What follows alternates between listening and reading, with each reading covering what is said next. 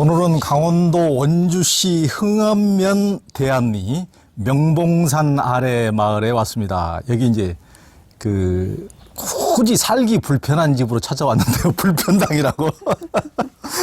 우리 이제 고진아 목사 시인님, 그리고 이제 부인인 잡초 셰프 권풍원 선생님, 두 부부를 찾아왔습니다. 보통 이런 시골에 남자들이 보통 살고 싶다 그래도 남자들 중에서도 보통 이제 실은 우리 고진아 목사님처럼 굉장히 철이 없어도 보통 철이 없는 게 아니에요. 조금 심한 이런 분들이나 이제 이런데 이제 와서 이제 살고 싶다고 보통 하는데, 그러면 이제 부인들이 철없는 소리 하지 말라고 무시하기 일쑤인데 우리 권풍원 선생님이 어떻게 윤허를 하셨습니까? 아니, 그 철없는 거 진짜 맞아요. 아, 그래서 그 둘째 아들 좀 생각을 해요. 아니, 적절한 표현이십니다. 예, 첫째 아들은 엄마의 마음을 다 헤아리는데 둘째 아들은 자기밖에 몰라. 뭐 늙음하게 아궁이에 불 때는 게 로망이라고 그러는 거예요. 그래서 이 집에 와봤는데 와, 집이 얼마나 추웠으면 그 뭐 처마에서 밑에 봉단까지 비닐을 붕대감듯이 칭칭 나가만 거예요. 그래서 딱 보고 와서 나 안 간다고. 여기가 추워 어떻게 사냐고. 안 간다고. 그래가지고요. 한 달간을 말을 안 했네요. 참. 와, 근데 그것처럼 불편한 게 또 어딨어요. 여기 오시기 사람 전에는 살면서. 그 치악산 아래 2층 양옥집에서 사셨다면서요? 아, 제 인생에 제일 좋은 집에서 살았습니다. 뭐처럼 부인이 좀 그 좋은 집에서 살아보겠다는데 그렇게 좋은 집에서 사는 꼴을 이렇게 못 보시고 또. 누가 아니래요. 아유. 아, 그래가지고, 한 달간 말을 안 하니까 이제 제가 마음이 괴롭잖아요. 그래서, 산 사람 소원도 들어준다는데, 죽은 사람 소원 한번 들어주자. 근데 좋다. 가면 잡초는 뽑아라. 풀이 너무 많이 자라면 그건 뽑아라. 그랬어요. 그래갖고 이제 철떡같이 약속을 하고 왔는데 뽑긴 뭘 뽑아요. 매일 아궁이 앞에 앉아 불장난이나 하고, 아우, 자기 책이 좋아하는 책이나 읽고. 그래가지고 제가 이제 뭐 고생 엄청 했죠. 둘째 아들에서 막내 아들로 낙하시키겠습니다. 네, 막내 아들. 그래도 하여튼 우리 권풍원 여사님 마음이 너무 약해. 마음이 약한 것이 다래. 그런데도 하여튼 어찌됐든 간에 이곳에 지금 와보니까 제가 보기에는 뭐 저도 이제 이거 여러 차례 제가 이제 와보고 우리 고 목사님 권풍원 선생님께 뵈러 이제 여러 차례 와봤는데 이 집에 올 때마다 진짜 이제 너무 좋은 집들이 너무 흔해져 버린 세상이니까 이런 집들이 너무 이제 귀한 세상, 이런 집이 너무 없으니까 너무 이제 고향에 온 듯한 이런 집을 이제 찾아보고 어디 시골 가도 이런 느낌의 옛날 집을 요즘 찾아보기가 어렵잖아요. 다 이제 허물어버리고 새로 지어버리니까. 이런 집이 원주에 5채도 안 돼요. 야, 예. 세상에. 그러니까 이게 지금 한 몇 년이나 된 집이죠? 거의 70년 됐어요. 이 나이랑 거의 비슷해요. 와, 예. 정말. 여기 이제 정말 여기 이제 불편당이라고 우리 고진아 목사님이 이렇게 붙이셨는데 여기 보면은 이제 전부 다 기둥에 예. 써 있는 게 옛날 천년 고찰의 주련이죠, 주련. 주련. 그거가 불편을 즐긴다. 흔한 것이 귀합니다. 여기 보면은 날마다 화전놀이 하듯. 그리고 여기는 당신은 우주의 한 송이 꽃. 그 다음에 여기 안 보이는 발 뒤에는 저거 뭐예요, 저게? 흔한 것이 귀합니다. 아니야. 발 뒤에 저쪽도 또 뭐 하나 써있는데 이게 안 보이네. 시와 꽃과 예술을 낭비하자. 참 낭비를 해도 시와 꽃과 예술. 우리 지금 꽃을 지금 낭비하고 지금 마이크 보십시오. 지금 우리 권풍원 선생님의 감각은 정말 타의 추종을 불허합니다. 이 마이크 정말, 그래서 정말 두 분이서 얘기할 때 이제 이렇게 마이크를, 지금 우리는 마이크가 2대밖에 없어가지고 두 분이서 이제 서로 매번 말씀하실 때마다 꽃다발을 증정하면서 이제 우리 고 목사님은 여기 처음에 오실 때 지금 여기가 이게 몇 년 전에 오셨더라, 이게 처음에? 그러니까 한 15년 가까이 됐어요. 15년, 꽤 됐네요. 네. 예. 그러니까 그 공목사님이 이제 저도 일찍부터 철없으신지는 알았지만 그렇게 얘기를 오고 싶으셨어요. 왜 그렇게 얘기를 오고 싶으셨어요? 뭐 일단은 마이크. 마이크 전달. 일단은 여기 이제 우선 돌담이 좋잖아요. 돌담. 그렇죠. 돌담 저 좋죠. 요새는 저 돌담 거의 보기 어려운데 네. 돌담이 좋고 이제 그 낡은 한옥이지만 조금 수리하면 그 살만하겠다.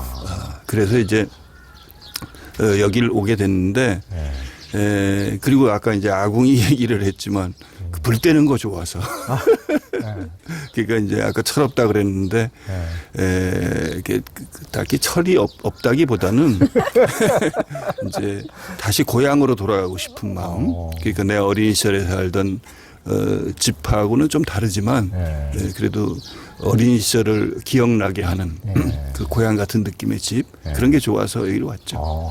처음에 여기 오실 때는 그럼 어머니도 같이 오신 거예요? 그때 어머니도 같이 오셨죠. 몇 년 사시다가 저희 돌아가셨죠. 그러셨군요.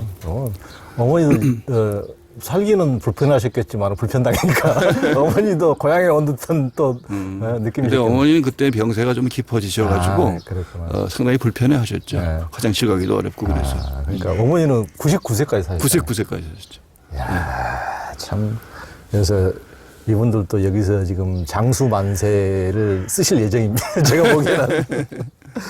그 이제 고진아 목사님하고 우리 권포근 선생님은 불평당에서 흔한 것이 귀한 것이다. 저기 이제 써져 있는데 그런 화두로 살고 계신데 이번에 이제 야생초 마음이라는 이제 책을 이번에 내셨어요. 이게 저도 이제 이렇게 쭉 읽어보고 이게 이제 야생초 마음이라는 이게 이 야생초 그림들은 전부 다 이 집 따님 고은비라는 인도에서 미술을 공부하신 그 따님이 정말 생생한 이제 그림을 그렸고 그래서 야생초 마음이라는 그러니까 이 주변의 마당과 이 주변 들판에서 나는 야생처들이 실은 흔한 것들이 얼마나 우리에게 귀한 보배들인가 우리가 그것들을 놓치고 살고 있는 이제 그런 얘기들 이 야생초 마음에 쭉 담고 있는데 왜 흔한 것이 귀한 것입니까? 왜? 그러니까 조 기자님이 모르시는군요. 그러니까 내가 여기 와서 저를 철부지라 그랬는데 여기 와 철이 들었어요. 철이 들어서 보니까 살면서 가장 흔한 내 인생에 가장 흔한 거는 바로 옆에 있는 사람이에요. 그렇죠. 흔한 것이라니까 좀 말이 이상하지만 날마다 보잖아요. 그렇지. 안 보고 싶어도 보고 날마다 보잖아요. 근데 살다 보니까 흔한 것이 흔하게 계신 분이 귀하더라고. 그렇죠. 감동이네. 그래서 이제 뭐 이 책에서도 이제 또 다뤘지만은 이제 소위 사람들이 잡초라 그러는 거, 이게 이제 조금 폭넓게 하면 야생초인데 우리 집안의 야생초가 일부러 우리 둘이 세봤어요. 그러니까 우리 집안에 날아와서 앞마당과 저 뒷안에 날아와서 자라는 잡초가 어느 한 해 세보니까 80종 정도 돼요. 그것도 먹을 수 없는 잡초가 아니라 먹을 수 있는 잡초들이 80종 정도 됩니다. 그래서 지금 저 책에서 다루는 그 야생초들은 대부분 집 주위에 있는 것들이에요. 그러니까 뭐 저 산속에 있는 귀한 산삼이나 뭐 지치나 뭐 산뜨덕이나 이런 게 아니고 다 주변에서 흔하게 볼 수 있는 것들인데 그래서 이제 우리나라 유명한 약초학자는 그런 얘기를 했죠. 집 주변에 나오는 그 야생초 20가지만 알면 못 고칠 질병이 없다. 그런 얘기를 했어요. 그래서 어쨌든 이거는 내가 뿌리지 않은 거잖아요. 내가 수고하지 않은 건데 저절로 날아와 가지고 저절로 날아와서 자라는 야생초들인데 어쨌든 우리가 야생초 뜯어먹은 지 뭐 10몇 년 됐지만은 이제 뜯어먹으면 먹을수록 세월이 가면 갈수록 이게 정말 참 소중하다. 이 흔한 게 정말 소중하다. 그런 생각을 하게 되죠.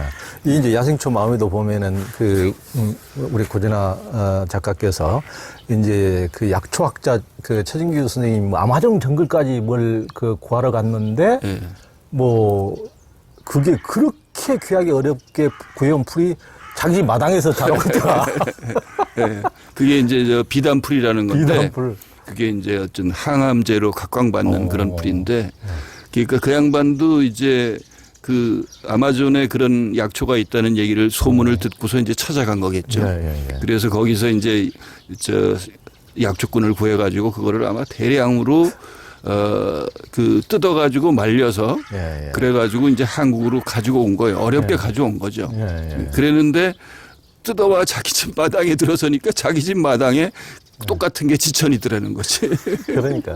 그러니까 귀한 게 사실은 내 집 내 안에 있고 내 주위에 있는데 사람들이 그걸 모르는 거죠. 그러니까. 예. 그러니까 어떻게 보면 뭐 생택집별이 어린 왕자도 같은 이제 비슷한 얘기가 있고 우리가 뭐 무지개를 찾으러 떠난 얘기라든가 또 옛날 선사들 얘기 들어보면은 정말 뭐 벚꽃을 찾아서 온 산과 들을 다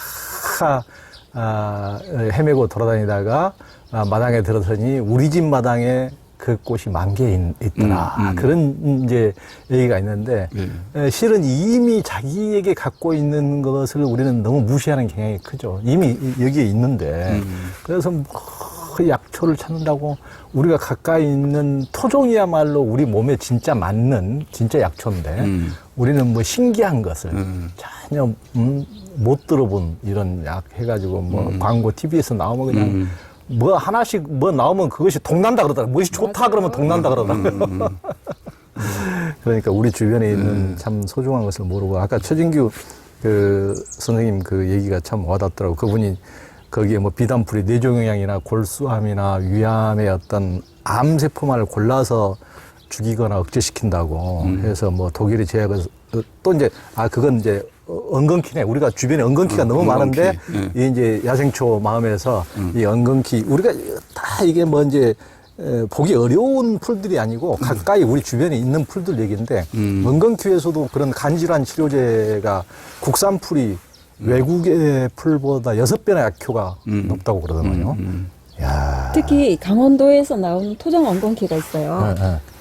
이즈쌈 강원도에서 나오는 토종 엉겅퀴가 있는데 이 이파리가 토종 엉겅퀴 이파리예요. 맞아요. 엉겅퀴는 와. 예, 가시가 있죠. 그러니까 가시가 약간 이렇게 가시가 있는 모든 것들은 독이 없어요. 가시가 엄나무도 있구나. 그렇고 독이 없고 성질이 평이하고 따뜻해요. 성질이. 근데 이런 거를 한국에서는 수출만 하고 독일은 기술 개발해 갖고 세계적으로 이제 그 암 치료제, 뭐 간 치료제 이런 걸 만들어서 세계적으로 이제 파니까 이게 뭐 수익의 차이가 어마어마한 거죠.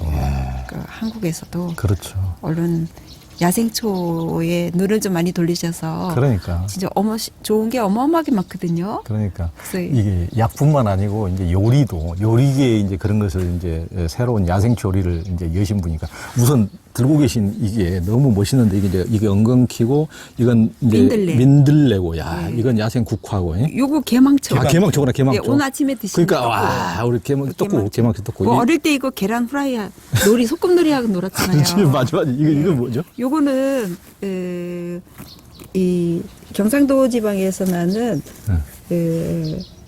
금방 이름이 생각이 안 나네. 방아. 방아구나. 야, 이거 냄새 이게 맡아봐요. 방아가 냄새가 죽이잖아요. 죽이죠. 방아구나. 설탕에 넣어먹고 저는 이거를 즐겨서 먹어요. 왜냐하면 얘가 여자들의 자궁이나 배를 따뜻하게 해요. 그래서 부치기를 해 먹어요. 부침개. 예, 부침개를 해 먹고 주로 그런 데 많이 쓰죠. 예.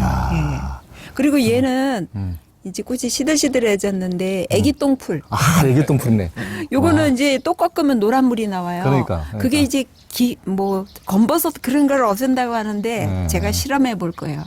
노란 진액을 여기 발라가지고 사실 제가 실험을 많이 해요. 예, 이렇게 팔목 같은데 그걸 발라가지고 어떤 때는 막 물집이 막 부풀어 올라오고 그럴 때도 있었어요. 마루타가 대심을 참. 예, 어쨌든 예, 그 정도예요. 예. 이게 이제 처음에 15년 전에 이사 오셨을 때는 이게 이제 우리가 일반적으로 그 시골 분들이 가장 우리 예전에 시골에 사시는 소리 가장 많이 들으니 음해징한 거 이놈의 풀들. 그 풀 때문에 농부들은 죽으려고 그러시잖아요. 왼수라고 그러죠. 너무 풀. 그래서 이걸 풀로 요리를 해먹는다는 생각은 보통 사람들은 참 못했을 텐데 우리 군포 선생님 어떻게 잡초로 요리를 해 드실 생각을 하셨어요? 아니 저희 집이 굉장히 좀 넓어요, 이게. 그러니까. 근데 풀을 안 뽑고 책만 보고 어. 자기 재미있는 것만 하고 있으니까. 막내 그때 아들께서. 그때는 제가 이제 이게 잡초를 몰랐을 때예요. 이 풀 좀 뽑으라고, 이 잡초 좀 제거하라고 그러면 금방 무슨 말을 해도 저희 남편이 예스가 없어요. 좀 이따가 생각해 볼게. 원래 시인이 게으르잖아요, 시인도. 정말. 하여튼 그래요. 그래서 그래 당신이 안 하면 내가 한다. 그리고선 팔을 걷어붙이고 잡초를 막 베기 시작했는데요. 네. 와 베고 나니까 기운이 빠져가지고요. 많이 해서 베는 게 아니라 어쨌든 제 안에 그런 게 있었어요. 이게 얘네도 생명이잖아요. 생명들을 싹둑싹둑 자르고 나니까 몸이 먼저 알았던 것 같아요. 예, 좋지 않은 행동을 더군다나 한 우리 거. 권풍 선생님은 몸수행자니까 요가를 오랫동안 해왔기 때문에 하여튼 생명을 배우고 나니까 몸에서 뭔가 느껴졌구나. 예, 몸이 이제 그 감각이 좀 예민하게 되더라고요. 요가를 오랫동안 하다 보니까. 근데 이제 생명들을 아마 그걸 잘라서 그랬던 것 같아요. 이상하다. 그러면 또 해보자. 또 기운이 빠지나 또 해보자. 그리고 또 배웠어요. 영락 없이 하루 종일 아무것도 못하고, 이게 영혼까지 다 나갔다고 표현을 해야 되나? 그렇게 해갖고 하루 종일 들어 누워 있었어요. 하루 반나절을. 그래서, 야, 잡초를 베어내면 안 되겠다. 그러면은, 이 잡초로 몇 가지는 그때 알고 있었거든요. 개망초, 질경이. 그러면은 먹는 방법을 한번 마트에는 막 비싸고 그러니까 먹는 방법을 생각해 보자. 그러고서는 이제 몇 가지 뜯어다가 요리를 하기 시작했죠. 저희 남편의 특징이 뭔가 하면 아주 단순해요.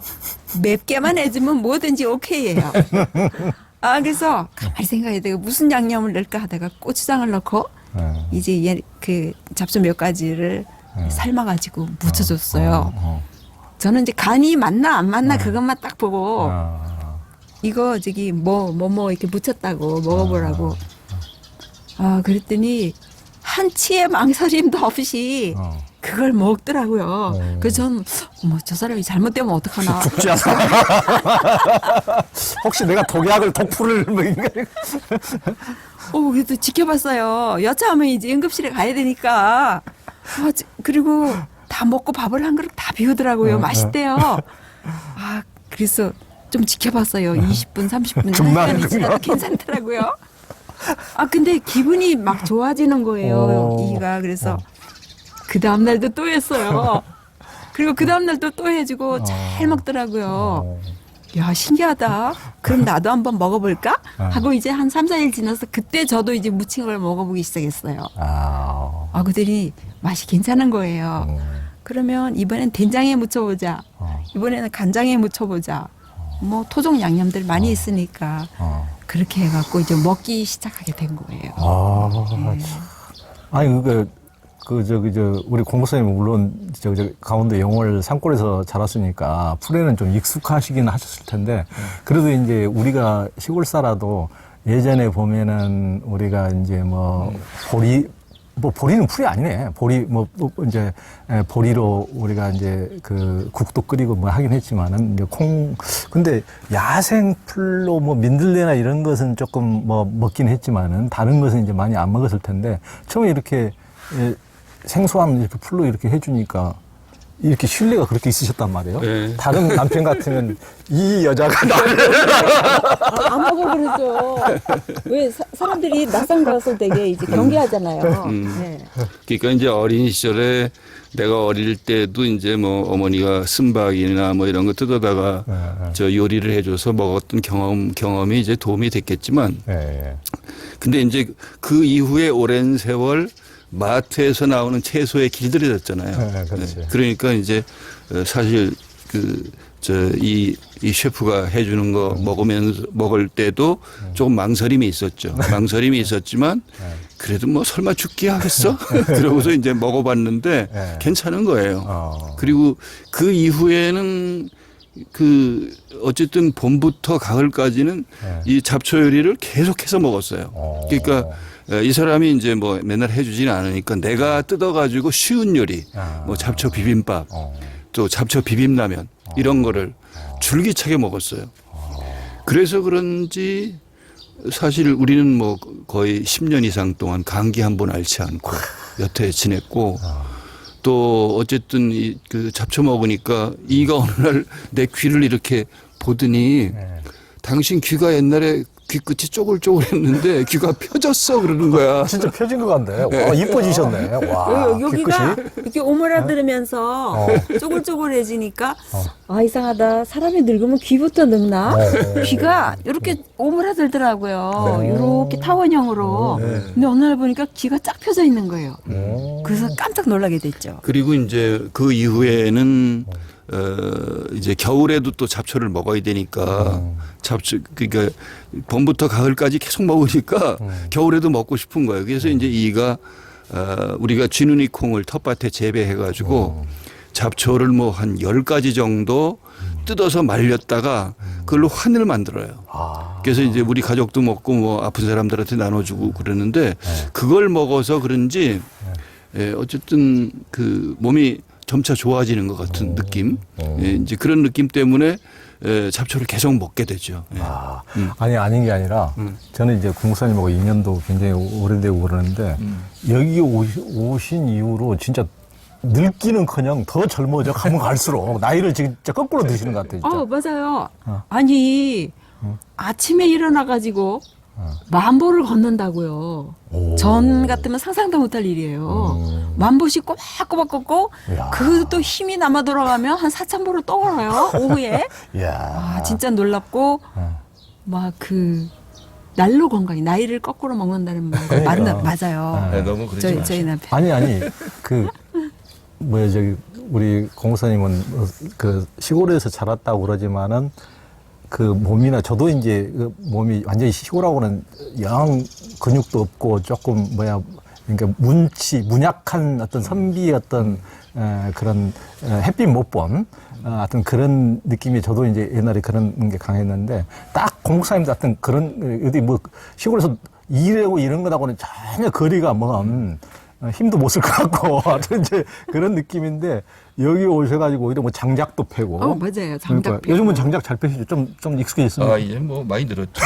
아니 여기 살을 만져보면 단단해요. 쭈글쭈글한 살이 전혀 없어요. 이야. 진짜. 그래서 엄청 오래 살 것 같다.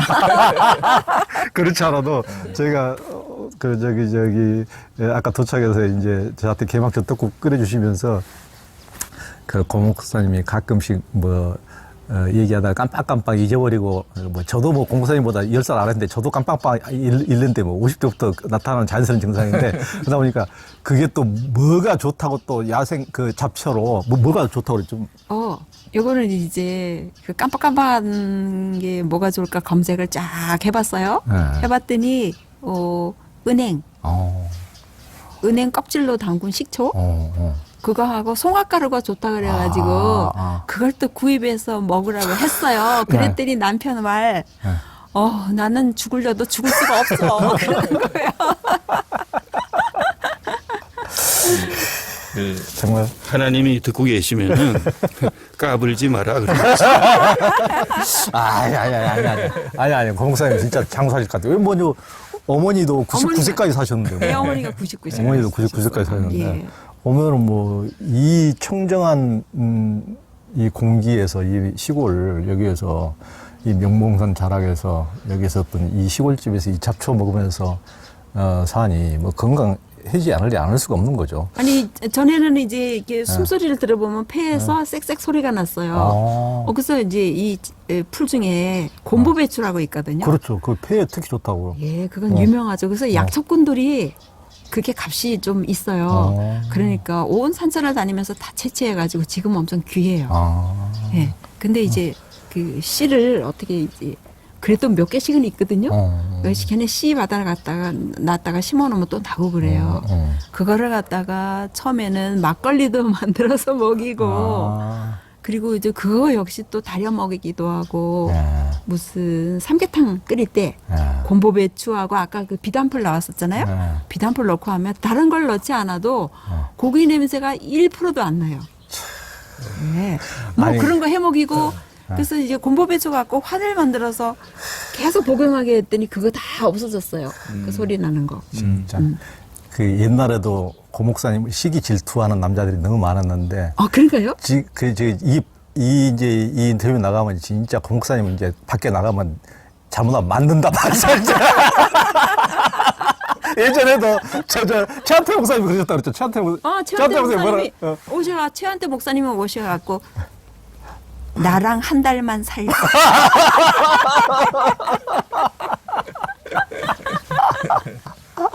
그리고 그때 제가 그 난초 중에 풍란을 키웠거든요. 그 풍란이 꽃이 피워갖고 향이 솔솔 나니까 야, 이 향 참 좋다. 나랑 한 달만 살자.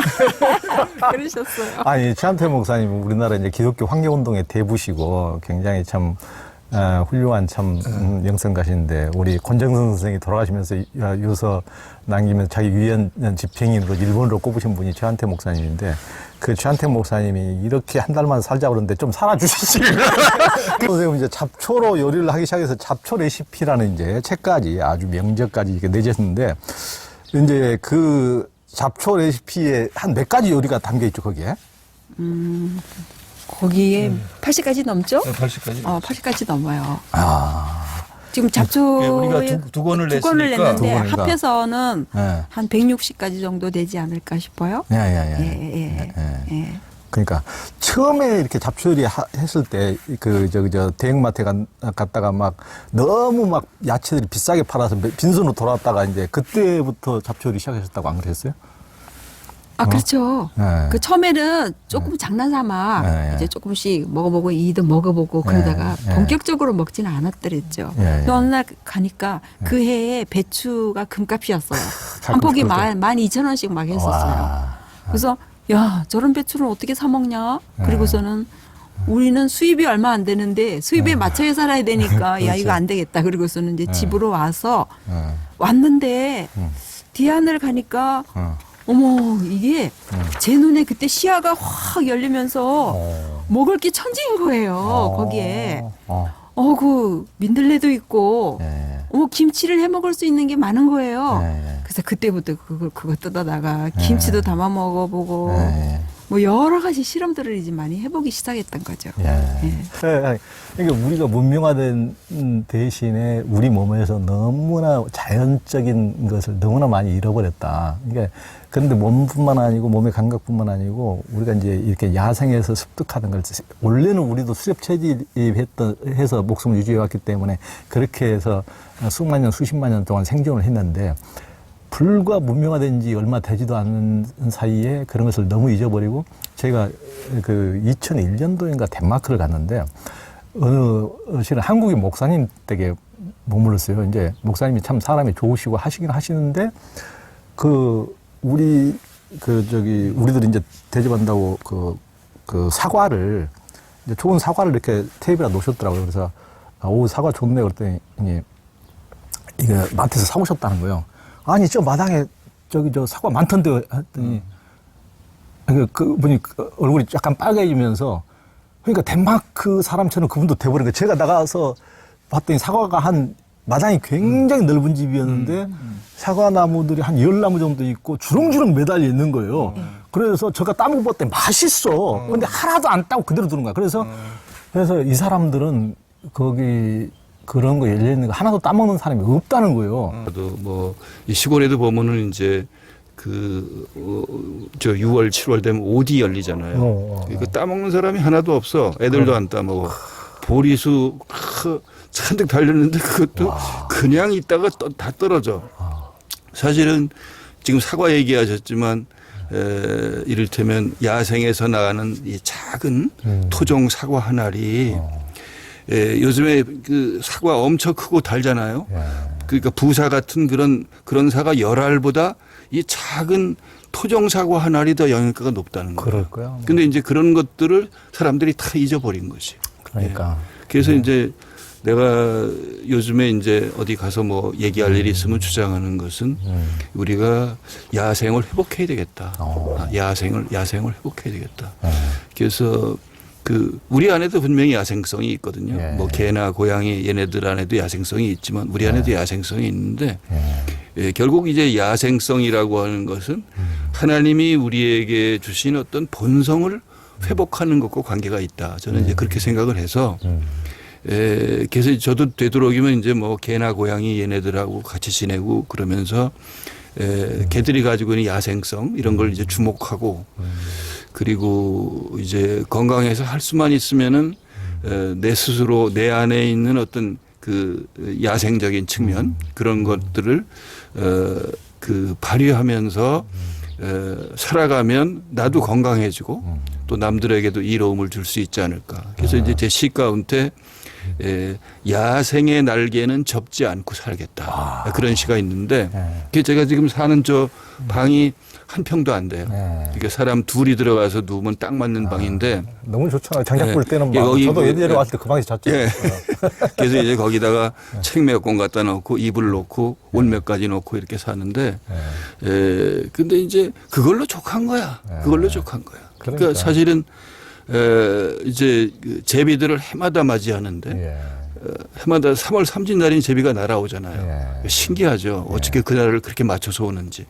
근데 걔네들이 왔다가 이제 새끼 까가지고 돌아가죠. 올해도 2배를 우리 집에서 까가지고 돌아갔는데 걔들이 새끼 키울 때 보면 정말 눈물겨워요. 왜냐하면 암컷은 안에 들어가서 새끼를 품고 있는데 둥지가 좁으니까 수컷은 못 들어가고 어서 자는가 하면 처마 끝에 매달려 박아놓은 못대가리 위에서 자. 못대가리 위에서. 거기서 밤을 이제 지새우는 거야. 그거 이렇게 쳐다보면 참 눈물겹지. 저게 바로 야생성이구나. 야생성. 그러다가 이제 떠날 때가 되면 새끼들 다 자라고 날기 연습시켜가지고 떠날 때가 되면 어느 날 호련히 사라져버리거든요. 호련히 사라져버리면은 빈 둥지만 남죠. 그러니까 자기가 그렇게 애써 지어놓은 둥지도 어느 날 그냥 버리고 간단 말이야. 그래서 내가 이제 그런 시를 썼어요. 20g의 무심이다. 제비가 이제 15g에서 25g 사이거든요. 이게 20g의 무심. 그러니까 내가 배워야 될 건 저런 거다. 그러니까 이 땅에서 우리들은 요즘에 이제 부동산 뭐 집 때문에 난리 법석이지만 사실은 다 두고 떠나야 될 거거든. 근데 그런 것에 너무 집착해서 자기의 본래의 삶을 못 살고 있는 거 아닌가. 뭐 이제 그런 생각이 듭니다. 네. 처음에 이사 왔을 때 너무 힘드니까 원망도 많이 했는데 지금은 감사하죠. 왜냐하면 아까 제비 얘기했지만 제비를 통해서 삶이 저런 거구나. 인생도 저렇게 갈 때는 미련 없이 가야 되는데 어쨌든 그 탐진치에 찌들어가고 살 때가 너무 많잖아요. 그리고 이제 식물을 대하다 보면 식물 세계에도 다 질서가 있어요. 걔네들이 정확히 와야 될 때를 알고 가야 될 때를 알아요. 그래서 저 같은 경우는 이제 이런 집에 데려다 줘가지고 마음 공부를 할까? 그거를 어느 스승에게 배우는 게 아니라 풀한테서 배우고, 그렇죠. 곤충들한테 배우고, 새들한테 배우고, 이런 게 마음을 넓히는 데 있어서 엄청 많이 도움이 됐어요. 그러니까. 예, 어떤 지식으로 주입하는 것보다 직접 자기가 체득한 게 이게 엄청 커요. 예, 그렇죠. 그래서 이제는 그게 실제 감사해요. 진짜 지식이죠. 그게 이제 그 잡초를 이렇게 먹으면서 또 이제 고진아 목사님 여러 가지 막 그 조금의 몸에 안 좋은 부분 이런 것도 직접 또 따님도 그렇고 그런 야생초 마음에도 자세히 나와 있는데 그런 병이 낫는 사례 또 뭐 이장님 때 그런 얘기도 쓰여 있고 어땠어요? 반장님? 반장님. 반장님 얘기. 반장 뭐 내가 그 약을 권해준 거는 아니고 어느 날 양반이 그 천식이 심한데 아니 우리 밭에 있는 곰보배실을 보신 거예요. 그 천식이 심한데 어느 날 보니 괜찮아. 그래서 무슨 약 잡섰어 그랬더니 그 아들인가 누가 약효꾼한테 구해가지고서 뭘 줬대. 그래서 뭘 드셨어 그랬더니 이거 천기누설인데 그러면서 말을 안 하려고 그러는 거야. 그래서 뭔데요? 그랬더니 그 고선생만 알고 계셔. 이거 개망초라는 거예요. 개망초가 아니라 공보배추라는 거예요. 그러는 거야. 그래서 내가 아이고 저 어르신 사람들이 다 알아야 공보배추가 좋은 거 캐먹기 쉽지 않아 그렇지. 근데 그 양반이 어쨌든 그거를 보름을 따려 먹고 그 천식이 많이 좋아진 거야. 그리고 엊그제도 이제 봤는데 괜찮으세요? 그랬더니 좀 안 좋으면 그거 따려 먹어. 괜찮아. 그러시더라고. 그러니까 저희 주변에도 친한 사람 중에 평생 천식이 안 낫는 분이 있는데. 네, 천식은 사실은 암보다도 더 고치기 어려운 병이라 그러잖아요. 그러니까. 네, 그러니까 서양에서도 마찬가지고 우리나라에서도 의사들이 제일 고치기 어려운 병이 천식이라 그래요. 근데 이제 고모배추 이거 구하기가 어렵거나 그래서 그렇지 사실 요새 인터넷에 많이 돌아다녀요. 국물실 다려 먹으면 돼요? 고모배추 다려 먹으면 되죠. 요즘은 그 반장님 같은 경우는 씨를 다려 드셨어요. 씨를. 씨를 다려 드셨는데도 그렇게 효과가 좋았던 거죠. 그러니까 그 또 따님은 뭐 생인손 앓고 그거는 이제 저희 딸 같은 생인손은 이제 제가 이게 손톱밑이 콕콕 쑤시는 거예요. 근데 약국 가려면 한 10분 나가야 되니까 차를 타고 그래서 토끼풀이 이제 어디에 좋은 이렇게 생인손 검색을 쭉 하다 보니까 토끼풀이 나오더라고요. 그래서 토끼풀을 갖다가 그거를 이렇게 살짝 데쳐갖고 처음에 잡초를 처음에 했을 때 요리법을 모르니까 토끼풀을 뜯어다가 데쳐가지고 고추장에 묻혀 먹었어요. 와, 근데 신기해요. 제가 뭘 먹으면 약발이 잘 받아요. 그래서 약간 얘기가 빗나가지만 뭘 먹으면 저는 금방 효과를 보는데 이는 몰라요. 뭐 어떠냐 그러면 모른대요. 그래서 우리가 옛날 같으면 둘이 사약을 받았으면 나는 금방 죽고 당신은 한참 버둥거리다가 죽겠다. 뭔지 몰라서 안 죽을 거야 아마. 이것이 보약 아니야 혹시 사약? 그래 그 토끼풀을 먹고 나니까 2, 3분 지나니까 이게 콕콕 쑤시는 게 사라지는 거예요. 와, 그때 제가 잡초의 이 효능의 놀라움에 반했어요. 정말 감탄을 했어요. 그리고 우리 딸이 늘 좀 체증이 있었어요. 늘 체한 것 같다 그러고. 근데 걔를 그거를 샐러드를 해가지고 줬더니 먹고서는 엄마 뭐가 샥 내려가는 것 같아 그러는 거예요. 그 다음부터는 체증 얘기를 안 했어요. 걔가. 야, 그러니까 토끼풀 보면 내 입 클로버만 찰 생각하지 말고 그걸로. 이 지천에 널린 토끼풀. 그게 그렇게 또 효과가 있다니까. 아니 토끼풀 튀김은 기막히게 맛있어요. 예전에 저 왔을 때 그렇지 않아도 권포건 선생님이 토끼풀 튀김 해줬어요. 아주. 그런가요? 너무 맛있더라. 풀꽃튀김. 토끼풀 꽃튀김. 꽃도 튀기고 입도 튀기고 이쁘기도 하고. 다 먹어요. 이쁘기도 하고. 그 효능이 엄청납니다. 어쨌든 그게 아픈데 막 이렇게 아픈 거를 좀 줄여주는 진동 효과가 있어요. 그래서 치아가 만약에 아픈데 금방 뭐 약국 가고 없고 그런 사람들이 이제 대부분 시골에 사는 사람이라면 토끼풀을 찧어다가 이게 좀 질근질근 씹어갖고 가만 물고 있어도 이게 효과가 있는 거예요. 치아 염증 있고 이래도. 예. 치통에 돼요. 네, 치통의 효과 있어요. 정말 토끼풀만 잘해도 치과 의사들이 굉장히 먹고 살기를. 그리고 이 자리를 빌어서 그 얘기하고 싶은 거는 지금 이제 사람들은 먹고 사는 문제 때문에 그걸 중요하게 안 여기지만 원전 문제가 사실은 심각하잖아요. 그러니까. 뭐 중국이 앞으로 동해안에 자기네 그 동해안 쪽으로 뭐 150기의 원전을 세우겠다고 그런다고 그러는데 이건 정말 하나만 터져도 저기 엄청난 재앙이거든요. 근데 우리가 풀을 연구하다 보니까 풀 가운데 아주 흔한 풀, 그 흔한 풀 가운데 방사능을 해독하는 풀이 있어요. 이거는 이거는 사람들이 좀 알아뒀으면 좋겠다 싶어서 정말 만일 어떤 그런 위기 상황이 오면 흔하니까 개울가에 나가면 지천이야. 이거 뭔가 하면 갈대거든요. 갈대뿌리. 그러니까 갈대뿌리. 갈대뿌리. 요새 이제 갈대뿌리도 인터넷에서 파는데 그러니까 이제 그게 뭐 중금속 해독이나 온갖 해독에 좋아요. 옛날에 거지들이 돌아다니면서 밥 얻어 먹다 보면 쉰 밥도 많이 얻어 먹잖아. 근데 얘네들은 해독할 줄 알았던 거야. 그러니까 개울가에 나가 갈대뿌리 캐다가 따려 먹으면 체증이 식중독이 싹 해소가 되는 거야. 예, 그러니까 이제 이 기회를 빌어서 저는 사람들이 이 갈대를 좀 알았으면 좋겠다. 갈대. 그러니까. 겨울가에 물론 캐기 힘듭니다. 갈대 뿌리 캐려면은. 캐기가 힘들어요. 예, 그 저 돌자갈 밑에 있어서 우리가 세 식구가 가서 옛날에 캔 적이 있는데 정말 힘들어요. 근데 이제 급하면 만일 그런 일이 닥친다 그러면은 그런 일이 안 오기를 바라지만 급하면은 뭐든지 못 하겠어요, 사람들이. 그렇죠. 예. 죽고 사는 문제인데. 네. 그러니까 이제 지금 잡초 얘기하는 김에 사람들이 그 개울가에 있는 갈대 꽃만 아름답다 그러는데 그 뿌리도 정말 사람들이 위기에 처했을 때 그걸 해결해 줄 수 있는 그런 식물이라는 거 이 기회를 통해서 알려드리고 싶어서. 근데 그 암 환자들이 그 방사선 치료하면서 너무 많이 쬐가지고 너무 힘들어하고 그런데 그런 사람들도 도움이 될 수도 있겠네요. 그래도 도움이 되죠. 그러니까. 그러니까 방사능 치료하는 사람들도 그 먹어주면 아마 그게 효과가 있을 거예요.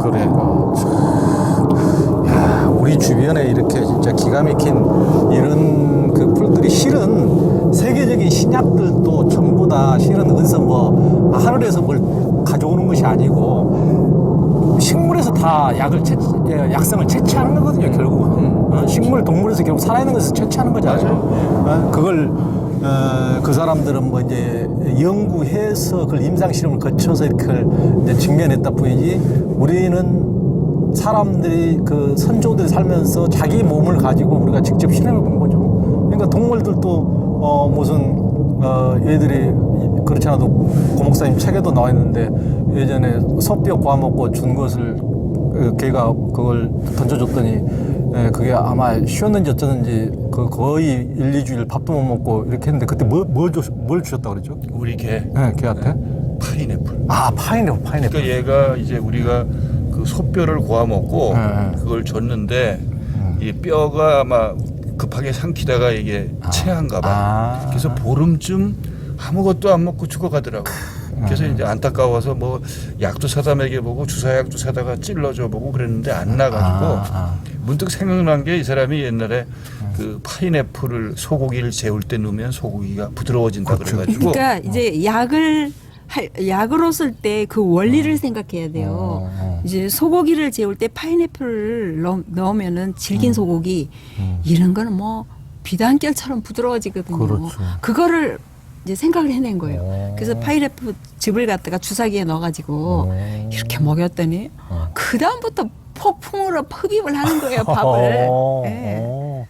그러니까 이게 어디 제약회사만 아는 것이 아니고 이게 살면서 얻은 지혜가 훨씬 또 우리 쓸속 있고. 그 갈대뿌리 같은 경우는 요즘 이제 바다 물고기도 중금속에다 오염이 돼 있잖아요. 근데 이제 해변가에 사시는 분들은 거의 다 뭐 중금속의 그 오염치가 조금 높을 거예요. 보통 사람 내륙에 사는 사람들보다. 그런데 회 같은 걸 드시고 이제 후식으로 커피나 이런 거 마실 게 아니라 갈대차를 한 잔 탁 드시면은 해독에는 끝인 거죠, 완전. 그렇구나. 이제 저희도 가끔 회를 먹거나 그러면 해독제를 반드시 해요. 써요. 근데 갈대차를 달여서 마시면 느낌이 어떤가 하면 전 몸이 예민하다 그랬잖아요. 머리에서 발끝까지 샥 시원하게 싹 내려가는 느낌. 주로 해독제로 쓰는 것들은 그런 느낌들이었어요. 제가 느끼기로는. 그래서 그런 걸 적극 추천해요. 근데 뭐 무슨 시궁창에 갈대가 자라는 걸 그런 걸 막 채취하시면 안 됩니다. 그렇지. 맑은데 오염되지 않은 곳에서 채취하셔야 돼요. 그렇죠. 근데 여기 지금 야생초 마음에 보면은 우리 고진아 목사님이 워낙 또 연구도 많이 하시고 실제 이런 그 잡채집에서 잡채가 자라는 집에서 이렇게 살면서 이 주변에도 잡채가 야생초가 지천이니까 여기가 아주 청정 지역이고 원주 이제 이렇게 하면서 이것을 굉장히 제가 아까 그 시골 우리 그 제가 사는 시골에서도 조약방 할아버지가 아주 신선으로 우리는 얘기했는데 제가 그래서 우리 고지나 옛날 한약방 할아버지 정도 되겠다. 이 정도로 굉장히 굉장히 이 책에도 그런 상세하게 우리 주변에서 구할 수 있는 것이 얼마나 흔한 것이 귀한 것인지 아까 이제 개망초 같은 것도 해열 해독자의 경우에 이렇게 되고 이제 소화를 엄청 돕고 혈당 높은 사람한테도 예, 피를 이제 맑게 하고. 그러니까 예. 그런데 질경이 우리가 얼마나 이제 질경이는 또 흔해요. 아주 너무 질겨가지고 이제 우리가 좀 멀리 하는데 질경이가 눈을 밝게 하고 간을 치료하고 눈하고 간은 늘 연결돼 있으니까 혈관을 튼튼하게 하고 또 이뇨작용을 돕고 그 사람들이 몰라서 그렇지요. 질경이처럼 맛있는 나물이 없어요. 그건 정말 맛있어요. 그런 데쳐가지고 기가 막히게 맛있어요. 데쳐가지고. 그거는 질경이 잎에는 5개의 심지가 있어요. 근데 이제 조금 너무 센 거 말고 센 거는 센 거대로 저희 요리법이 다 있어요. 저한테는. 근데 이제 부드러운 거 채취해갖고 삶아서 무쳐 먹기도 하지만 그것을 갖다가 그 아주 다양한 방법으로 무슨 샐러드를 해 먹고 된장국도 끓이고 뭐 다양한 방법으로 먹는데 특히 삶아가지고 들기름에다가 볶아 놓으면은 그거는 뭐 그때 조선일보 기자도 그 음식 담당하는 기자도 오셔갖고 감탄을 하셨어요. 맛있을 것 같아. 생각만 해도 맛있을 것 같아. 아주 맛있어요. 거기다가 또 들깨가루를 첨가하면 기막히게 맛있어요. 네. 야, 그것도 이제 엉겅퀴 이거 이제 엉겅퀴. 네, 엉겅퀴 약간 지금 이제 이게 뭐 물기가 없어가지고 이게 좀 있긴 하지만 아니 없어요. 뭐가 이제 이렇게 솜털 같은 게 가시. 있긴 하지만은 네. 이게 이제 해독 기능이 있고 간경화, 황달, 네. 간질환 이게 이제 관절염에도 예, 굉장히 효과가 있다 그러고 우리 시골에 왕고들빼기는 진짜 우리도 많이 먹었던 것 같은데 왕고들빼기 식욕을 돋우고 또 유선 여성들이 많이 걸려 유선염, 인후염, 편도선 이런 염증에 굉장히 또 효과가 있다 그러고 뭐 쇠별꽃 또 소화와 혈액순환을 돕고 의혈을 없애주고 여성들의 자궁병, 복통, 심장병에도 좋다 그럽니다. 또 뭐 소루쟁이는 피부 질환하고 소염 진통제로 쓰고 변비하고 소화불량에도 그렇게 좋다 그러고 또 벼룩나물은 간 기능을 튼튼하게 하고 열 내리는 해열. 이 집에서 살면서 다 먹어야 될 것 같아 아무래도. 그러니까 이제 이 책에서도 우리 고진아 목사님이 나는 권력이나 재력 같은 인간의 힘은 숭상하지 않지만은 식물의 강한 힘은 숭상하고 싶다. 그 강한 힘은 남을 무찌르는 힘이 아니라 남을 살리는 힘이기 때문이다. 진짜 그렇죠. 식물이라는 것은 다른 것은 뭐 강한 것들이 다 보통은 뭐 남들을 다 이기고 제끼고 무찌르고 쟁취한 거지만은 식물이라는 것은 전부 다 자기 것을 온 몸을 다 내어주면서 살리는. 그 아까 이제 그 왕꼬들빼기 얘기했는데 우리 질환에 왕꼬들빼기가 많이 나요. 왕꼬들빼기는 보통 이제 꼬들빼기하고는 다르죠. 왕꼬들빼기는 키가 많이 자라면 2m까지 자랍니다. 2m까지 자라는데 어느 날 내가 이제 점심 해 먹으려고 지란에 가서 이제 몇 가지 뜯어오려고 딱 돌아갔는데 왕꼬들빼기가 이만큼 자랐는데 그 입사하기 위해 뭔가 이상한 게 있어. 그래서 이게 뭐지? 설마 뱀? 그런데 진짜로 뱀인 거야. 꽃뱀이 왕꼬들빼기 입사하기 위해 또아리를 틀고 있는 거야. 여기 뒤안에. 뒤란에. 그래서 이 사람이 언제 뱀을 싫어하니까 내가 저놈 사풀을 갖다 죽여야 되겠다. 그래서 사풀 가지러 가다가 다시 뒤돌아서 그 왕꼬들빼기 위에 앉아있는 꽃뱀을 딱 보니까 그게 왕꼬들빼기의 꽃처럼 보이는 거야. 그래서 내가 죽이지 말자.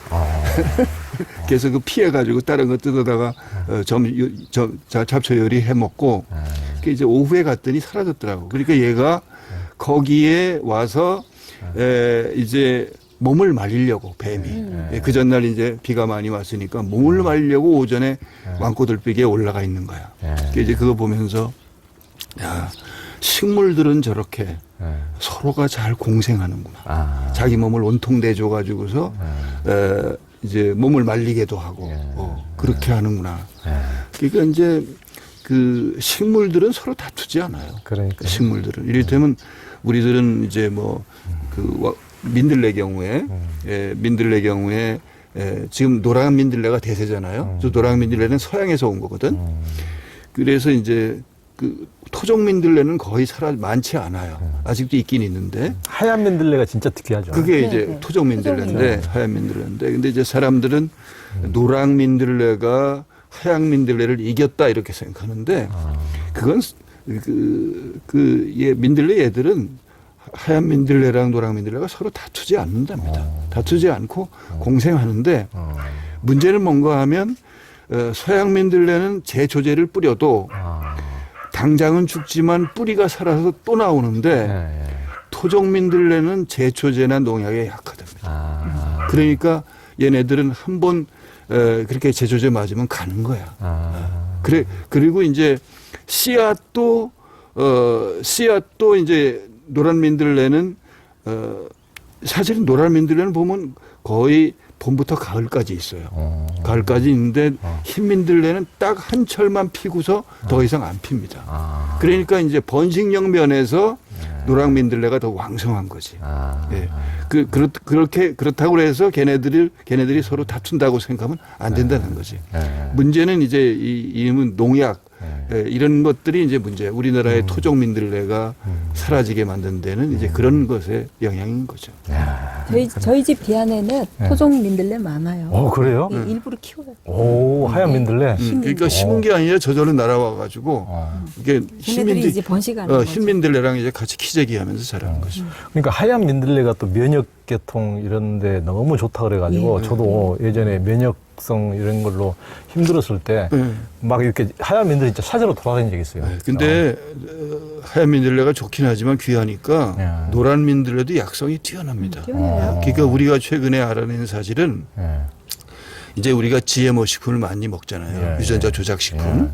마트에 나오는 거의 아마 8, 90%가 유전자 조작 농산물로 만든 걸 거예요. 우리나라가 유전자 조작 세계 수입 1위니까. 그러니까 된장, 고추장, 간장은 말할 것도 없고 각종 기름, 과자, 라면 이런 것들이 이제 이를테면 미국에서 수입한 밀 가지고 밀은 유전자 조작을 하진 않는데 제초제 때문에. 않지만 얘네들이 미국은 이제 밀 재배를 대량으로 하니까 얘네들을 수확할 때 수확하기 며칠 전에 거기다가 제초제를 뿌리는 거야. 왜냐하면 얘네들이 죽으면은 수확하기가 쉬우니까. 그러니까 그 제초제 뿌린 밀을 우리가 먹고 있는 거예요. 그 밀가루는 이를테면 쥐한테 줘도 쥐도 안 먹는다는 거야. 그러니까 동물들은 아는 거야 이게 나쁜 건지. 근데 이제 사람들은 모르고서 먹는 거죠. 그게 이제 얘기가 빗나가지 않기 위해서 정리를 하면 이 GMO 식품을 먹으면 우리 몸이 망가지잖아요. 특히 이제 대장이나 이런 쪽이 망가진다 그러는데 이거를 해독하는 게 뭔가 하면 민들레입니다. 그러니까 민들레가 그렇게 좋은 거예요. 아까 진짜 고 목사님 그 미국산 밀가루 얘기 이제 해주시니까 이렇게 우리가 이제 현대인들은 전부 다 포장된 것에 다 속아 넘어가서 이렇게 살아가는데 인류 특급 호텔에서 참 멋진 테이블에서 멋진 이렇게 서비스를 딱 받으면서 먹어봐야 그 밀가루 원재료는 그 밀가루 아닙니까? 아무리 이렇게 멋지게 포장해서 그렇게 해봐야 그 원재료가 그 밀가루 아니에요. 그 제초제 뿌려서 수확한. 정말 참. 그래서 민들레를 좀 많이 드셨으면 좋겠어요. 뭐 무쳐도 먹고, 뭐 볶아도 먹고, 가루 내서 먹고, 등등. 왜냐면 이제 그게 간하고 대장에 GMO 쌓이는 것을 많이 이제 청소해주는 역할을 해요. 그럼 보통 민들레를 민들레가. 어떻게 먹으면? 뭐 방법은 엄청 많아요. 그냥 데쳐서 나물로도 한국 사람들이 먹고. 뭐 주로 이제 열광하는 효소라는 거. 사실은 설탕을 넣어서 하는 건 효소가 아니거든요. 근데 이제 우선은 여름에 음료수는 다 마시니까 어차피 달게 먹게 되니까 그거 뭐 설탕을 재워서 또 유기농 설탕 이런 걸로 이제 민들레를 깨끗이 씻어 썰어서 재워서 한 6개월 지난 다음에 이렇게 이제 그거를 민들레 잎이랑 뿌리랑 같이 넣어가지고 그냥 재워서.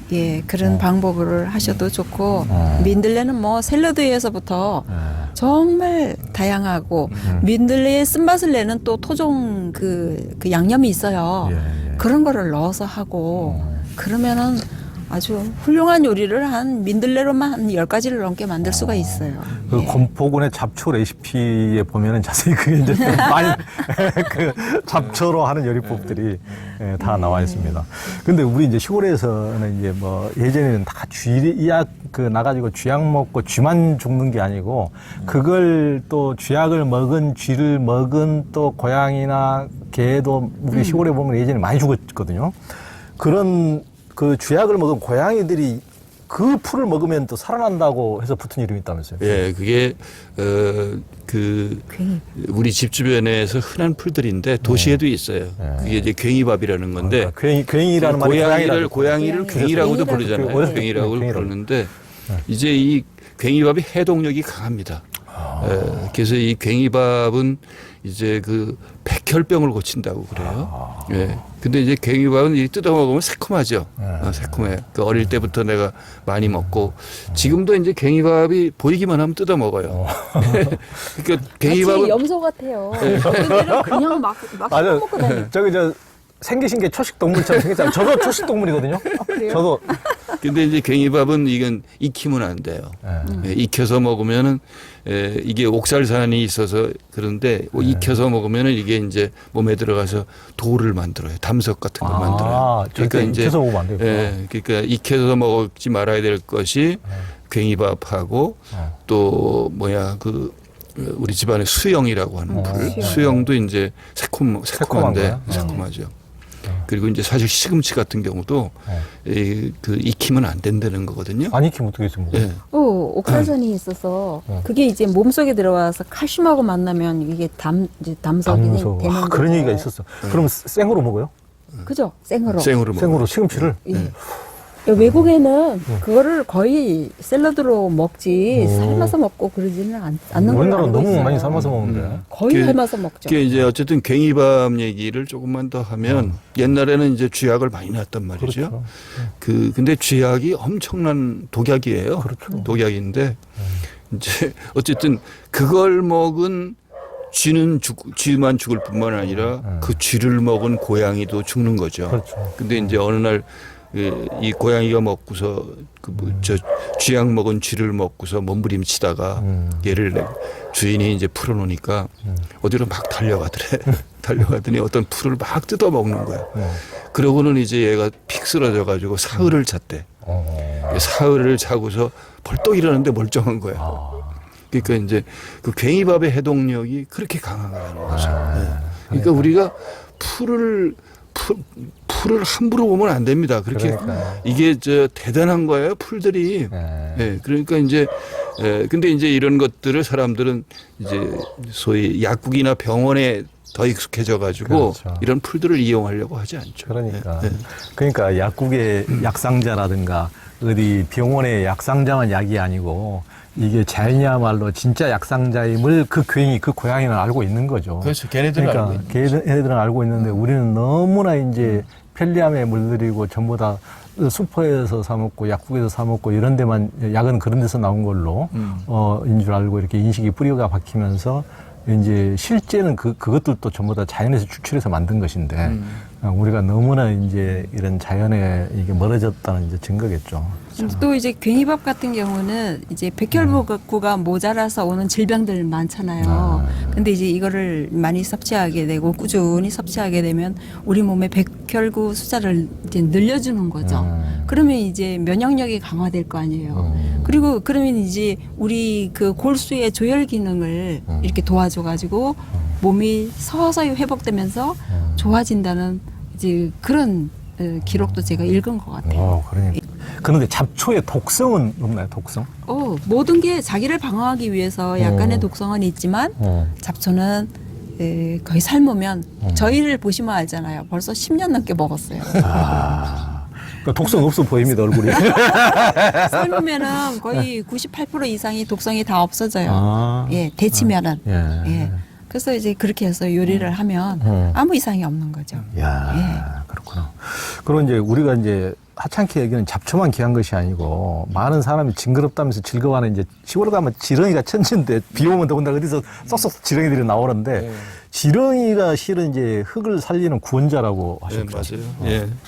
그 이제 그 세계적으로 지렁이를 깊이 있게 연구한 사람은 그 소위 박물학자이면서 또 그 진화학의 대가인 다윈입니다. 찰스 다윈. 찰스 다윈은 말년에 이제 일부러 항아리 속에 지렁이를 키워가면서 지렁이 연구를 했죠. 그래서 이제 우리나라의 지금 그 다윈이 그렇게 지렁이를 손수 연구하면서 쓴 책이 놀랍게 번역이 돼 있더라고요. 그 아무도 안 사볼 텐데 그게 번역이 돼 있어요. 그 이제 나는 이 집에 와서 살면서 지렁이가 정말 중요한 그 동물이다. 그러니까 하등 동물로 취급하지만 다윈은 그런 얘기를 했어요. 그 지구 위의 동물들 가운데 지렁이만큼 귀한 일을 하는 동물이 없다. 이렇게 얘기하거든요. 그래서 제가 요즘에 지렁이 연구에 빠졌습니다. 지렁이 관련 책들을 사가지고 계속 보고 이제 내년 봄에는 지렁이를 뒷안에다가 일부러 좀 키워볼 거예요. 나도 실험을 하려고. 근데 이제 여기 우리 집이 한 15년 전에 이 집에 왔을 때 뒷안에 이렇게 파보면 지렁이가 없었어요. 없었는데 우리가 와가지고 이 사람이 이제 음식 물질 거기 계속 버리고 우리 집은 요강 사용하니까 이제 오줌도 삭혀가지고서 버리고 걸음으로. 네, 그러면서 지금은 뒷안에 파면은 지렁이들이 오글오글해요. 네. 흙이 다 살아있다는 증거. 살아있는 거죠. 그러니까 건강한 흙은 지렁이가 있습니다. 근데 지금 우리나라 국토는 그동안에 제초제, 너무 제초제. 농약, 그다음에 비료 이런 것들을 어마어마하게 때려부었잖아요. 그러니까 지렁이들이 거의 없는 거죠. 사실은 죽은 땅이 돼 있는 거예요. 그러니까 이제 식물도 중요하지만 그 식물을 식물답게 자라게 하는 거는 땅이란 말이죠. 그러니까. 네. 그러니까 땅을 살리는 일. 그래서 저는 어쨌든 저 남은 생은 이제 식물을 연구하면서도 그 땅을 살리는 일에 내가 좀 보탬이 될 수 있으면 좋겠다. 그런 생각을 많이 합니다. 그 이제 많은 사람들이 시골살이를 하고 싶어도 시골에서 돈벌이를 할 수 있는 게 거의 없어가지고 이제 망설이게 되는데 어때요? 이게 이제 시골살이 하다 보면은 실은 이제 우리 예전에는 한때 이제 우리 권포원 선생님도 워낙 요리를 잘하시니까 이제 이 원주 시내에서 이제 식당도 몇 년 하신 적이 있고 하시긴 하신데, 이제 또 한때는 또 요가도 가르치시고, 한때 이곳에 들어오셔서는 이제 뭐, 거의 다 이제 그런 벌이도 안 하시고, 근근히 우리 이제 고시님이 뭐 가끔씩 이제 글이나 쓰시고 하는 정도인데, 그러면 이제 이렇게 보통 사람들은 시골로 들어오면은 이제 먹고 살 거리 때문에 다 가고는 싶은데, 거기서 가면 뭘 해서 먹고 사느냐, 이렇게 이제 생각한단 말이에요. 어떻습니까? 뭐 직장인들이 이제 퇴직을 하면 뭐 퇴직금이나 혹시 연금을 받는다 해도 100만 원 이상이잖아요. 200만 원 그 이상이잖아요. 그런데 뭐 이제 우리 나이가 되면 다 뭐 퇴직하고 이제 그 이후의 삶을 생각을 하는 시기인데요. 자녀들은 다 출가했고 이제 둘만 남아요. 그러면 특별하게 무슨 자녀 교육비나 학원비나 무슨 적금이나 뭐 이런 게 안 들어간다면 시골에서는 100만 원에도 이 생활이 가능해요. 왜냐하면 시골에는 먹을 게 너무 많거든요. 그렇지. 먹을 거는 좀 더 마당에 있잖아요. 예, 저 같은 경우는 또 이제 비결이 뭐였냐면 저를 자연에 맡겼다고나 할까? 맡겼어요. 그러니까 무엇을 먹을까? 무엇을 입을까? 걱정을 안 하게 된 게. 성경 구절이 이게 살아있는 삶에서 나오네. 이 들판에 이게 장터잖아요. 저희 그러니까. 앞마당, 뒷마당이. 먹을 게 있어요. 예를 들어서 손님이 오시면 이제 도시 같으면 외식을 시켜야 되잖아요. 그럼 외식비가 막 많이 들어가는데 저희는 집에서 나는 걸로 해결을 해요. 그러니까 잡초나 이런 거를 한 대여섯 가지만 알면 손님이 와도 이제 대접할 때 그걸로 국도 끓이고 튀기기도 하고 무치기도 하고 볶기도 해갖고 하면 그렇게 살아가면 생활비가 별로 안 들어요. 100만 원도 남아요. 왜냐하면 이제 전기세, 보일러 뭐 이런 뭐 그런 걸로 인해서 돈이 이제 좀 들어가죠. 그런 거 들어가도 알뜰하게 살면 100만 원도 충분히 남았고 넉넉해요. 넉넉하게 살아갈 수 있는데 이러기 위해서는 대부분 사람들이 두렵잖아요. 100만 원 그렇죠. 갖고 어떻게 살아요? 근데 아까 이제 저희 남편이 얘기한 야생성, 예. 야생성을 회복할 수 있으면 100만 원 갖고도 아주 부자로 살아갈 수 있어요. 그렇군요. 그러니까 야생성이라고 하는 게 별거 아니에요. 자기가 하는 거예요. 내가 만약에 마트에 가서 뭘 사왔으면 예. 누가 해놓은 걸 하는 게 아니라 내가 직접 상추도 키우고 뭐도 그렇지. 키우고 내가 노동을 가미해서 하는 게 이게 야생성이라고 생각해요. 그렇게 하면 삶에 자신감이 생겨요. 이 야생성을 회복하면 못할 게 없고 건강에도 자신이 있어지고 그래서 이 야생성만 회복할 수 있으면 이 100만 원도 충분하다 하는 그런 생각을 하고 어쨌든 저희는 여태 그러고 살고 있어요. 그러니까. 예. 그러니까 저도 그렇게 살고 싶어요. 좀 덜 벌고, 덜 먹고, 쓰고. 덜 쓰고, 네. 제가 먹을 걸 이렇게 갖고서 먹고 싶고, 네. 돈 벌기는 또 쉽습니까? 그걸로서 몸이 얼마나 혹사당하고, 정신적으로, 육체적으로 얼마나 혹사당하고, 조금, 덜 쓰는데 익숙해질 필요가 있어요. 그렇지 않아도 아까 오면서 저는 이제 차 없이 15년 산다니까, 그래서, 이제 우리 권진아 목사님, 권복은 선생님이 이제 여기까지 데리러 와주셨는데, 그렇지 않아도 여기까지 오는데 차를 지금 한 4번 갈아탔네. 근데 이제 저는 여기 전국에 이렇게 어디 취재를 해도 이렇게 그런 식으로 다니는데, 그래서 이제 농담 삼아 불편당에는 못 살더라도 다니는 거라 아마 불편하게 좀 다녀야자고. 또 그런 또 맛이 있어요, 맛이. 그래서 이제 시골에 오는 사람 대부분이 도시 생활의 패턴을 그대로 가지고 와요. 그러면은 실패하죠. 그렇죠. 똑같이 쓰고 네네네. 똑같은 편리를 누리려고 그러면 예, 그 소비 패턴을 그대로 가지고 있으면 안 되고 시골에 오면은 이제 일단 마음의 준비부터 먼저 하고 내 몸으로 뭘 해보겠다. 내가 무슨 창조적인 거를 키워내겠다. 뭐 이러한 개념으로 살아가면 100만 원 가지고도 충분히 행복하게 살 수 있습니다. 그러니까 최근에 또 어디 봉화를 가봤더니 그 오히려 시골의 소소한 일자리들이 굉장히 또 공공근로도 많고 무슨 산림 보호 그렇게 막 산 이렇게 지키고 이렇게 뭐 이렇게 하는 이런 것도 굉장히 그 촘촘히 나름대로 일자리들이 꽤 있다 그러더라고요. 그러니까 그 건강하기만 하면은 얼마든지 뭐 일을 전혀 없는 것이 아니고 시골에서도 오히려 이제 국가에서도 그런 농촌에 조금 일자리를 소소한 일자리를 만들려고 노력하고 있기 때문에 국가나 지자체에서 그런 것들이 없는 게 아니다. 이제 그런 얘기들을 하더라고요. 이 일자리 많은데 사람들이 그 힘든 일을 안 하려고 그래서 그래요. 그러니까 코로나가 오면서 외국인 노동자들이 이제 들어오지를 못하니까 산지에서는 뭐 농사지은 걸 폐기 처분하고 막 그런 상태잖아요. 일자리는 얼마든지 있는데 사람들이 그걸 안 하려고 그래서 그래요. 편리함에 길들여져서 그래요.